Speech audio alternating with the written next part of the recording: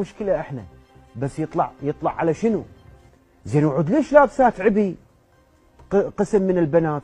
انا مو ضد العبايه. من الواقفات اي يعني مو ضد العبايه يا خمال، بس هل هو جزء من الزي المفروض؟ اخاف وزارة التربية هي نايمة. هل هي فرضت عليهم لبس العباية؟ هل هي اجبرتهم على لبس العباية؟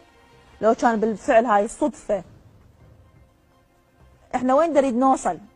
مرة نلطم بالمدارس، مرة نطبر بالمدارس، مرة نتجاوز على الطالب بالمدارس، ومرة نوقف حتى نشغل النشيد إسلامي أو ديني للإمام المهدي عليه السلام بالمدارس. ليش عيني سلام فرمنده هيك أذاكم؟ تنتقدين نشيد الإمام المهدي عليه السلام وفي وطن الإمام المهدي عليه السلام وتسيئين للإمام المهدي؟ كما انتقدتي سعدون الساعدي من ظل يرقص ويغني بالمدارس، مو هي مكان للتعليم. إذا كانت أمك عائشة فهذا ذنبك ليس ذنبنا، ما عندنا ذنب إحنا. إذا كانت أسوتكم أمكم رضاعة للرجال وإنك ناصبية فهذه المشكلة والخلل في رموزك. البلد بلد الإمام المهدي عليه السلام، والوطن وطن الإمام المهدي عليه السلام، والعالم كله ملك للإمام الحجة عليه السلام. ما خلقت سماء مبنية ولا أرض مدحية، الله جل جلاله يقول، إلا لهؤلاء لمحمد وآل محمد عليهم السلام. وسيأتي يوم أن الإمام المهدي يرفرف رايته في العراق.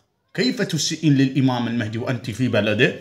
وعاصمة الإمام المهدي الكوفة، ومنبره الحنانة، ومكان تعبده في قبر أمير المؤمنين عليا عليه السلام. إذا أنت هيك ما انتقدت الروايات اللي عندكم النسوان اللي تتراقص ببيت النبي مالتكم صلى الله عليه وسلم؟ ما انتقدت الزلم اللي دخلوا في بيت أمك عائشة أفواجا أفواجا يريدون 5 رضعات مشبعات تسيئين لمقام الإمام الحجة؟